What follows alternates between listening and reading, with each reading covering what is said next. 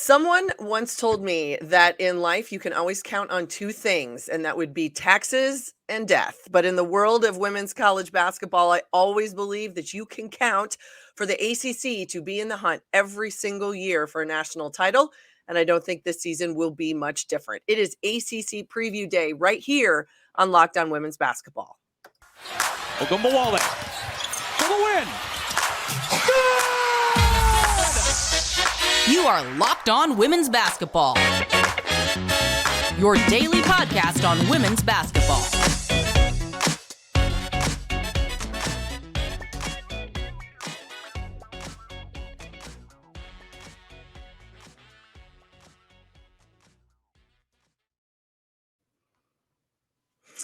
Hello, friends. It is Monday, November 6th, 2023. And for those of you where daylight savings time has dropped into your time zone, I hope you enjoyed falling back and that it wasn't too dramatic. I am Missy Heidrick, National Women's Basketball Correspondent here at The Next. And thank you for making Locked On Women's Basketball your first listen every day. We are free and available wherever you get your podcasts and on YouTube, part of the Locked On Podcast Network, your team every day. Today's episode brought to you by Game Time. Download the Game Time app, create an account, and use code LOCKEDONNBA for $20 off your first purchase. Now, you can follow me at Missy Heidrick, and then please follow this podcast at Locked On WBB, and then come see all of us, including my amazing colleagues at The Next, www.thenexthoops.com. Well, the dull moments of Power 5 conference realignment may have been few and far between the past few months, and the ACC has been a big part of that conversation. Things will look different next year, but for right now, this 23-24 women's basketball season is looking like it could be one of the strongest in recent history for the ACC, and we promise you do not want to miss it. So today we're going to break down the state of the league, preview the teams, the preseason polls, the players to watch, some of which you know, and some and others who are not a household name just quite yet. And then there is the inaugural ACC SEC Women's Basketball Challenge coming at the end of this month. With me to do all of this is my amazing colleague at The Next, an AP Top 25 reporter and someone with their finger on the pulse of the ACC all days, every day, Mitchell Northam. Mitchell, how are you, my friend? The basketball season officially kicks off today. I feel like this is a really good Monday to be able to talk all about ACC women's basketball.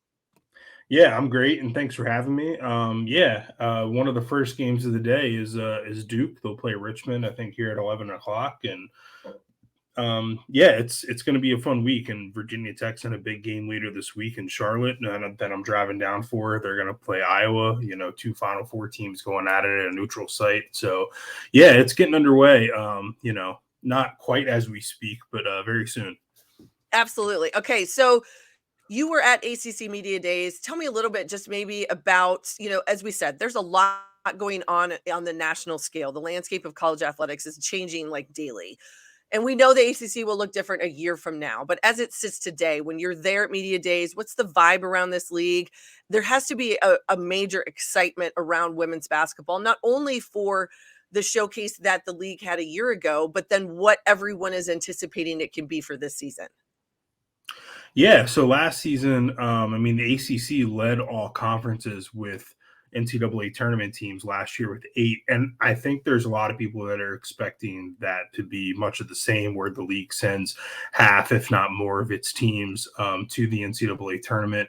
You ask any coach in the ACC and they will tell you, as they're supposed to, that they believe that the ACC is the best conference. But I really do think that those coaches do deep down believe that. It's going to be another super competitive year. We were kind of breaking down some numbers at Media Day, and 12 of the league's 15 top scorers are back, and 8 of the ACC's 10 first-team players are back. The only 2 exceptions being Haley Van Lith, who transferred to Louisville, and Celeste Taylor, who transferred to Ohio State. Haley Van Lith left Louisville for LSU, rather. This is another year where, all those stars are pretty much back, plus some interesting freshmen and some new transfers.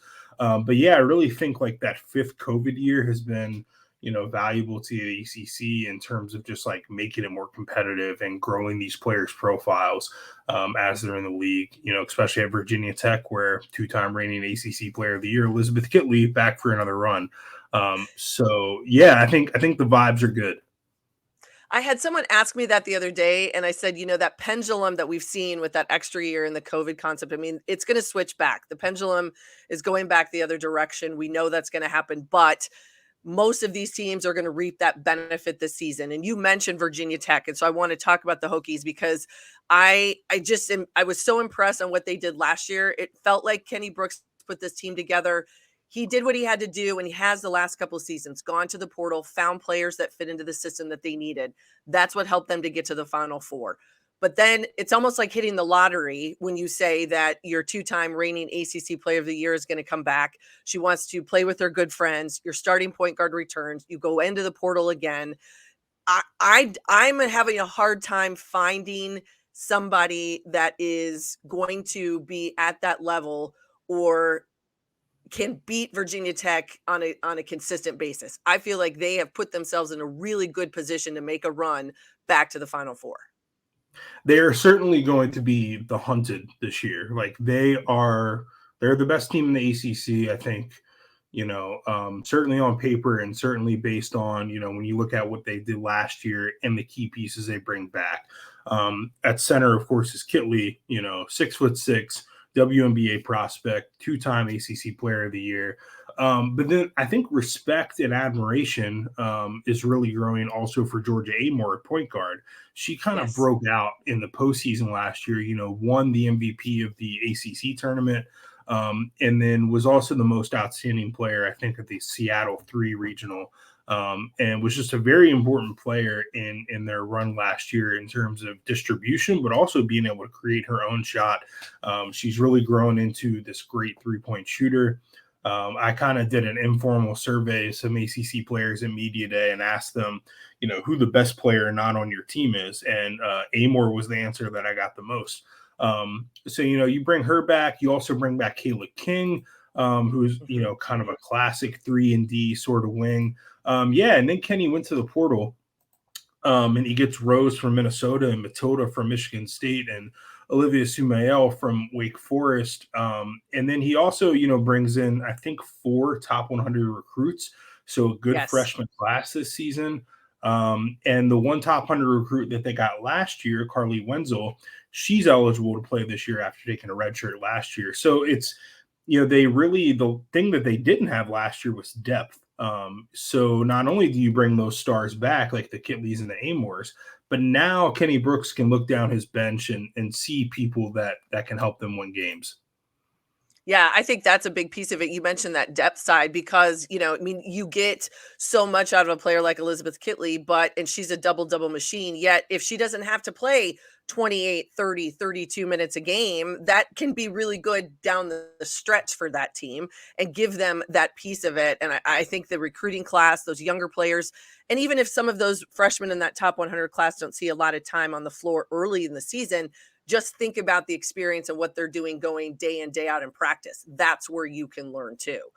All right. Absolutely. So let's flip the switch. Let's flip the switch to the team that won the regular season title a year ago, and that was Notre Dame. And I was bullish on Notre Dame a year ago because I just felt like they had so many pieces of that puzzle. I think the pieces are still there, but there is one gaping middle section of the puzzle that nobody really can put their finger on, and that is, does Notre Dame go as Olivia Miles goes and her health, or do they have the capacity to overcome that? And does Niele Ivey have another fantastic point guard in her freshman? Yeah, I mean, that was sort of the big question, in terms of like player personnel that everyone had at media day. And I mean, really the big question that everyone has had all offseason is Olivia Miles going to be able to play this year? She had that knee injury last year, regular season finale at Louisville, where they win the ACC regular season title. We don't see her play in the ACC tournament or the NCAAs. She then has surgery on the knee. It sounded to me like at media day, and Notre Dame and Olivia and Niele Ivey are all being kind of very careful in how they talk about her injury and, how they're classifying it and timetable and all that sort of thing, it seemed to me as if Notre Dame was preparing to play this season as if Olivia might not play, but if she becomes healthy enough or in a state of mind where she's ready to play at some point this season, like if we get to January, we're in, kind of the start of ACC play and she seems ready, it seems like Notre Dame is putting itself in position to pivot and kind of bring her back into the fold. But I think they are preparing to not have her this season. Okay. When I talked to, Neil Ivey, me and some other reporters, we asked her, if she was going to play this year, and she said, I'm just going to read the quote. I'm not sure it's completely up to her comfort level. She's obviously fully healed and did a great job with her rehab. She's strengthening right now, working on mechanics of running again, and just being on the court and moving around more. So it's a completely individual decision for her. So it sounds like Ivy's kind of leaving it up to Olivia Miles and sort of, the staff that they have there at Notre Dame. It sounds to me like they're preparing to play without her. I wouldn't expect to see Olivia Miles play in November or December, just kind of based on how everyone has been talking about the situation. However, I will say that Neil Ivey is incredibly high on this freshman point guard that they have in Hannah Hidalgo, who was a McDonald's All-American, a 5-star recruit, 5th best player in the 23 class by ESPN. And she's just very, very impressed and high on her. So I think they're, today when they play South Carolina in Paris, you might see her start a freshman point guard. And we talk about all the pieces that Notre Dame still has around her. Sonia Citron, Maddie Westbeld, all these great players, Kylie Watson. I think that, even if Olivia Miles doesn't play, they should expect to finish within the top quarter, I think, of the ACC. Like, they're still going to be a formidable team. They still have a lot of talented pieces around them. They should still expect to, make a deep run in March. No, I would agree with you. And there couldn't be a bigger stage than you're going to put that young freshman point guard on today. As you said, they tip it off. I think it is a 1 o'clock Eastern, noon Central Time against South Carolina in Paris. A fantastic setting, fantastic showcase of women's basketball today there. But we're going to see what the freshmen can do in that kind of environment. It will be very, very interesting to see. All right, when we come back, we're going to talk more about teams to watch and why, some of the other favorites in this league at the top, others that are going to manage, and who might be able to make a run towards and from the bottom of those league standings. First, a message from our friends at Game Time. Have you ever had a terrible time trying to get tickets online to see your favorite band in concert? Maybe it was Taylor Swift. I have no idea. You shouldn't have to worry when you're buying tickets for your next big event. Game Time is the fast and easy way to buy tickets to all sports, music, comedy, and theater events near you. With killer last-minute deals, all-in prices, views from your seat, and their best price guarantee, Game Time takes the guesswork out of buying tickets. Game Time is the only ticketing app that gives you complete peace of mind with your purchase. You see the view from your seat before you buy. All-in prices show you total up front. You get great deals, and you can buy tickets in seconds with just 2 taps. So take the guesswork out of buying tickets with Game Time. Download the Game Time app, create an account, and use the code LOCKEDONNBA for $20 off your first purchase. Terms apply. Again, create an account and redeem the code LOCKEDONNBA and get $20 off. Download Game Time today. Last minute tickets, lowest price, guaranteed.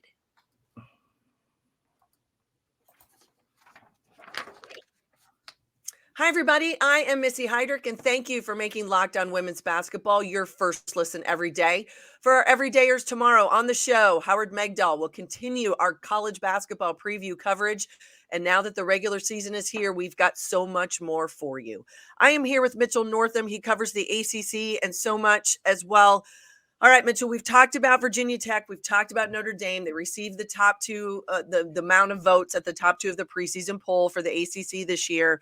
Let's meander down a little bit. I want to talk about North Carolina because, again, a team that I find to be incredibly interesting. and you think about what this Tar Heel squad has done over Courtney Banghart's time in Chapel Hill. She's hung her hat. This team has won games. They've gotten themselves in position because of their defense. Last year they allowed under 60 points a game on the season. And so if you want to play there, you got to be willing to play some defense. She went to the portal. She found a couple new players that I think can even enhance that defense, but also can be scorers for them. Talk to me about what you see in Chapel Hill. What do you like from this Tar Heel team? Yeah, I mean, to me, when I look at the roster, I think it's really the first time in Courtney Banghart's tenure that she's going to have not just one scoring option at the post, but multiple scoring options at the post. Early in her tenure, she had Janelle Bailey, who, was not a player that she recruited, but made the best out of. These past few years, they've sort of had to play small ball. They'll play Anya Poole at the 5 and, Let's Us be at the 4. But now you have a fully healthy Tiani Key who looks bigger, faster, stronger. And you bring in a Maria Gokdang from Boston College who broke shot blocking records at Boston College and was also a reliable post scorer. So now you have the ability where, you can play sort of a traditional lineup where you can play Maria Gokdang at the 5 and Tiani Key at the 4, and Alyssa Utsby, maybe for the first time in her career, playing small forward. So I think that's just going to give Courtney and UNC a lot of different options and a lot of different looks this year. And you also bring in Lexi Donarski, who was not only a really good three-point shooter at Iowa State, but a Big 12 Defensive Player of the Year.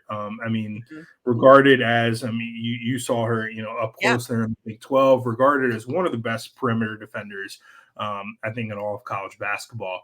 And then you bring in India Navarre, who didn't see the floor a ton at Stanford as a freshman, but is certainly this versatile and athletic, talented wing who can play both ways, former 5-star recruit who can come off the bench and give them a spark. So you talk about kind of the nucleus, with Deja Kelly and Alyssa Utsby, and then you add all these pieces in around them. And like they bring in some really good freshmen too. I think they're really excited about Renaya Kelly playing some backup point guard behind Deja. Paulina Paris as a sophomore. This is going to be a pretty good team, and I think one that probably has, when you look at the ACC as a whole, this UNC team is probably the one that really poses, I think, the strongest threat to Virginia Tech. Well, and they've got depth. And just as we were talking about, it feels like that's might be sort of the theme this season with a lot of these ACC teams is depth. We mentioned with Virginia Tech, North Carolina has it. They're going to battle each other out. I think there's going to be big tests before they get into ACC play. Obviously, they have matchups against South Carolina and UConn. I think we'll learn something about North Carolina earlier than maybe some of the other teams because of that challenging schedule. The other one that I also, and the other one I find interesting is we talk about every season because I think it's really hard not to. We'd all look like idiots if we didn't talk about Louisville, because Jeff Walz is always that kind of person that can go into the portal. He's figured out a way to mix, match, add, subtract. If you want to go, fine. You want to come, fantastic. We know Haley Van Lift left. She went to LSU. She's chasing a national title there. But yet he goes and finds himself Jada Curry, who just so happened to be the 2022 Pac-12 Player of the Year at Cal.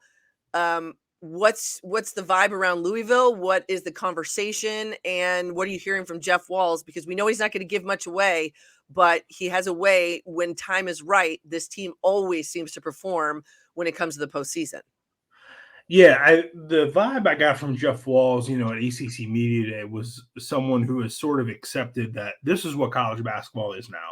There's transfer portal, there's in and out. You have to adapt, you have to evolve, you have to be able to change on the fly. It's going to be rare kind of the days where you get, a star like Haley Van Lith and you have her for all 4 years. So I think he's somebody who struck me as very willing to, okay, this is the game now. I'm happy to play it this way. And he went out in the transfer portal, and you mentioned it, Jada Curry, great point guard from the Pac-12, Kiki Jefferson, who was the Sun Belt Player of the Year and was very sought after in the transfer portal. I mean, had interest from other Power 5 and ACC schools too, that competed in the NCAA tournament. So she's going to be a good player for them. Sydney Taylor, I think, is the player that comes over from UMass, where she was a solid 3-point shooter. So yeah, Louisville has some pieces. I think the expectation there, is always that they're at least going to, make the NCAA tournament, and they're going to try and make a deep run. I think they'll probably have some growing pains in the non-conference slate, just with all the new faces. But I think by the time you get to like the thick of ACC play, I think Jeff Walz is going to have all these players kind of meshing together, like he did last year, where we were ready to count Louisville out at certain points last season. And then they make the run to the ACC title game, and they make a run, I think, to the Elite Eight. So, they're with Jeff Walz in charge and with the players that they've added, Olivia Cochran is back. She's a really solid player for them. They're going to be right in the thick of things. No, I agree with you. And I think that's true. And I think for a lot of teams, when you have turnover, that's something that happens, is their growing pains, that they do have to figure this out. They've got to, and it is, no matter how much practice time you spend, game situation is so different than any practice environment that you can put new players and, young freshmen and transfers together. Early test for Louisville on the road against Gonzaga. They do that at a neutral site. They go to Ole Miss and at UConn all before Christmas break. So again, we'll learn things about a lot of these upper level ACC teams early, but I'm with you. I don't ever count out Louisville. And again, we always look like an idiot if we're not having that conversation about them. Okay. Before we take another break, I just want to, I want to talk a little bit about Florida State. We know that there's been some news out of Tallahassee. Brooke Wyckoff has undergone surgery for early stages breast cancer for her. What are you hearing out of Florida State, and in terms of what her return to the bench? Will she miss time? And what do you think that does maybe to this early set of games and early outlook for the Seminoles? Yeah, she didn't mention this diagnosis at all at ACC Media Day, and had the surgery, I think, about a week afterwards, and kept things pretty quiet. And all the reports seem to indicate that she's expected to be on the sideline tonight and coach the opener against Charleston Southern. So yeah, I think I'm certain that the players on Florida State's team are probably a little extra motivated to win for Brooke this year, under those circumstances, that tough thing that she's dealing with. And I mean, on paper, they're going to be pretty good again. Talk about Nia Latson back. She got hurt at the end of the season last year, but still won every National Freshman of the Year award that there was to win. And I caught up with her a little bit at ACC Tip-Off. She's 100%. She's ready to go. I talked to Brooke Wyckoff a little bit about like what she's working on. I think you're going to see a little bit more effort on defense from her this year, and maybe an improved shot. So we might be talking about Nia Latson as the ACC Player of the Year candidate before it's all said and done. So yeah, I think definitely it's a tough thing to deal with for Florida State. But it sounds like Brooke is going to be on the bench, and they're going to be reckoned with in the league this year. Yeah, that'll be a welcome sight, I know, for everybody when and hopefully she is there, especially for their opener. All right, when we come back, we're going to hit a couple of the other key players in this league to keep your eyes on. And coming up at the end of this month, in the end of November, it is going to be the inaugural ACC SEC Women's Basketball Challenge, and it is going to give us some great games.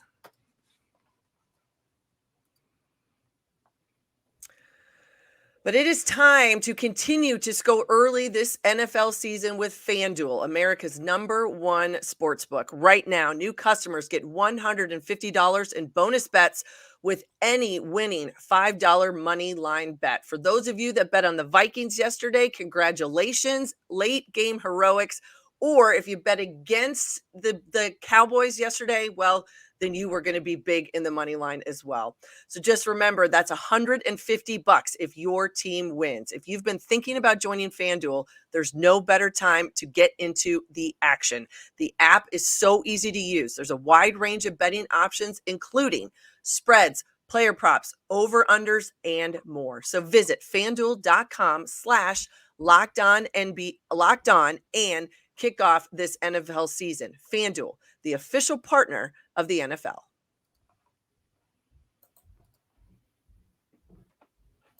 Hi, everybody. Missy Heidrick, and welcome back to Locked On Women's Basketball. I'm here with Mitchell Northam. We have been breaking down the 2023-24 ACC on the women's side. All right, we've talked about some of the top teams. We know there are going to be others that are going to surprise us throughout the season. You can't go through the entire ACC year without losing one at home, stealing one somewhere you're not supposed to. It happens in every league. And this is also one that is, we've mentioned some of the names, but there are some fantastic players in this league. We know about Elizabeth Kitley. You just mentioned Tanai Latson, Georgia Amor, Olivia Miles, if we see her. Deja Kelly is back at North Carolina. As you looked at some of those preseason all ACC teams, even the newcomer list, who stands out to you and who maybe is a name that somebody isn't overly familiar with that we may very well know a lot more about as the season goes on? Yeah, I mean, at the top of my newcomer list, was Kiki Jefferson. I talked about her a lot, but second right there was Zoe Brooks, who is a freshman at NC State. I think this year you're going to see the freshmen get a lot of playing time and minutes at NC State. They're kind of going through a little bit of a transition here. You bring back Sanaya Rivers, who's a great player, and some other pieces like Madison Hayes and Mimi Collins, River Baldwin, Isaiah James. But Zoe Brooks is this really highly touted recruit that's coming in, top 10 player in her class, really dynamic player. I believe won like the WNBA Skills Challenge contest, last year or so ago. So she comes in with a lot of hype. And I think it's going to be someone that Westmore relies on early. And it's certainly someone to pay attention to as NC State tries to sort of rebound from that first round exit last year. No, I think there's so many great games. There's so many good names. And then also we got to talk about some of these great games. You mentioned it early that November 9th, we're going to see Virginia Tech. They're going to go up against Iowa. 2 Final Four teams. That's on a neutral court in Charlotte. I'm keeping my eyes on that one. We know that today is Notre Dame and South Carolina. And there's going to be even more games. But I want to fast forward to the end of November because we get this inaugural ACC SEC Women's Basketball Challenge. You're ultimately putting 2 big time leagues together and say, all right, go at it and see what you can do. Now, they're breaking it down into 2 days, November 29th and November 30th. But a couple of the ones that stand out to me, which we've already mentioned, but we know Notre Dame is going to get Tennessee on the 29th. We've got Louisville at Ole Miss, that game we mentioned earlier. Jeff Wall's having to take this team on the road. And then on the 29th, South Carolina and North Carolina, Arkansas at Florida State, Virginia Tech and LSU are going to play each other on November 30th. This is just a loaded 2 days of games that could tell us a lot about these ACC teams. Yeah, and it's right at that sort of like 1 month into the season mark. So I think you're going to see, a lot of teams sort of this will be a measuring stick for a lot of them, especially the ones with a lot of new faces like Louisville going up against Ole Miss. And then the matchups that are just fun and really are going to be must watch. I think are those 2 kind of back-to-back ones on November 30th. I think both are on ESPN. UNC South Carolina is up first. That game is in Carmichael, in Chapel Hill. It is expected to be a sellout. I mean, the South Carolina fans travel well, but North Carolina fans have really started to turn out for this Tar Heel team too last year. So that is going to be a really fun game that I'll be at. And then, down in Baton Rouge, we're going to get a Final Four rematch between LSU and Virginia Tech. And I mean, you look at Virginia Tech's non-conference schedule. I mean, this game coming up against Iowa and that one against LSU, those are they're really like 2 big tests on there. Whereas you look at UNC schedule and they also have, that game against UConn, they're going to play Oklahoma. They might play Iowa down in the Gulf Coast Showcase rather, down in Florida on Thanksgiving weekend if the bracket breaks right. Those SEC challenge games are going to be big time matchups for sure. We haven't talked much about Duke, and I just want to get your thoughts because you're there in the Triangle area. You see that they will have their SEC Challenge game is November 30th. They will play at Georgia. You mentioned Celeste Taylor. She transferred out. She was the Defensive Player of the Year last year in the ACC. She goes to Ohio State. Maybe just give me your thoughts of what you see from Kara Lawson, what this Blue Devils team, I feel like they're getting there's part of many conversations, and then sometimes they're not. And I think maybe some people are just not quite sure what to do yet with Duke. Yeah, I'm kind of in the same boat. I mean, this is a team last year that, was really driven by its defense. They had according to points per game, had the best defense in the country, allowed 51 points per game. They were really, really excellent on that end, really mucked up games and kind of brought teams down into the mud with them, so to speak. But yeah, I mean, there's so many new faces on this Duke team that I'm really just not sure what to expect. You mentioned Celeste Taylor. She was the engine of that defense. She was the one that made that work. She almost had a quadruple double in that loss to Colorado in the second round of the NCAA tournament. Just doing everything everywhere, being sort of a free safety on that defense. But they also lost Elizabeth Balogun, who was a great defender, Jordan Oliver, who was a solid defender, and then a player, who a lot of work on that offensive end was Cheyenne Day Wilson, who transferred to Miami. So you're talking about, Kara Lawson has to replace 3 starters. And, they bring in some different kind of interesting pieces like Taina Mayer from Boston College, who, was among the nation's leaders in assists last season. Camilla Esbo from Yale. They have a top recruit in Jaden Donovan. The other thing I'm worried about Duke is like their depth. They're only entering this season with 10 active players on the roster. And Kara went deep into the bench last season. I think had 11 players that played more than 10 minutes per game. So I'm interested to see sort of how she adjusts and they adjust to that, like a little bit of a tighter rotation maybe. And if they do incur any injuries, how that depth really pans out and works for them. So yeah, I have a lot of questions about Duke. And we'll get some answers here soon. But yeah, I'm really curious as to, how they're, it's another year where Kara Lawson kind of had to rebuild this roster on the fly because of so many players leaving via the portal and then a few graduated as well. No, I'm with you there. I think there are probably way more question marks than answers there. And when you don't have depth, and I think our overarching message here for the last 30 plus minutes has been most, if not all, ACC teams are loaded with depth. If you don't have depth, that could be a real problem. All right, before I let you go, I want, we've talked about these top teams. We know Virginia Tech, Notre Dame, Louisville, UNC, etc. Who towards the middle, maybe even the bottom of the ACC preseason poll, who in your mind could be the biggest surprise this season? Biggest surprise.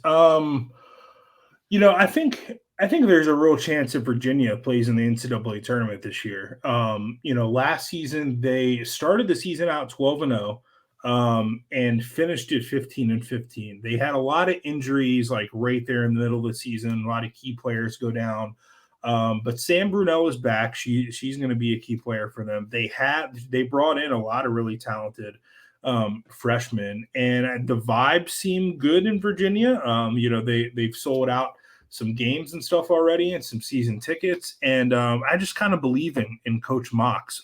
She just, has it together. And, talking to her at ACC Media Day, I just sort of believe that Virginia, just kind of got bad luck last year and got hit by the injury bug. And I think they're gonna win some games that they're not supposed to, so to speak. And I think they're going to surprise a couple of teams in ACC play. And I think they're going to have a resume that's good enough to get them, an 8 or 9 seed in the NCAA tournament. And they're going to sneak in. Mm-hmm. Well, I think that's a really good pick because being in the Midwest where I am and having watched Coach Mox at Missouri State and what she was able to do with that program, I didn't think it would take very long to be able to put her stamp on it and then to put themselves in that position. Ultimately, you just want to be part of the conversation when you get to the end. And if you can build your resume in a strong league like the ACC, you're always going to have a chance to get yourself in to the NCAA tournament, the ultimate goal, and everyone wants to be dancing. All right, Mitchell Northam, where does everybody find you? I know you will be at the Iowa-Virginia Tech game in Charlotte on the 9th, but outside of that, where's everybody going to find you now that the basketball season is in full scale? Yeah, I'm on Twitter and Instagram at Primetime Mitch. You can also read me at North Carolina Public Radio and at USA Today's For the Win and the Next. Yeah, I'll be writing about women's college basketball and taking some photos and talking about it with you. Awesome. Well, thank you so much. I so appreciate your time. We are running down all of the leagues throughout the next couple weeks because there's so much basketball that is coming our way and some fantastic matchups, and you're going to see them in the ACC all season long. All right, everybody, thank you for joining us. I'm Missy Heidrick. You can find me on Twitter, former X, whatever, at Missy Heidrick. But make sure you go to thenexthoops.com and find all of my amazing colleagues there. Thank you for making Locked On Women's Basketball your first listen every day. For our everydayers, tomorrow, our fearless leader, Howard Megdal, with more continued women's basketball preview and coverage because the regular season starts today. Happy first day of college basketball, everyone.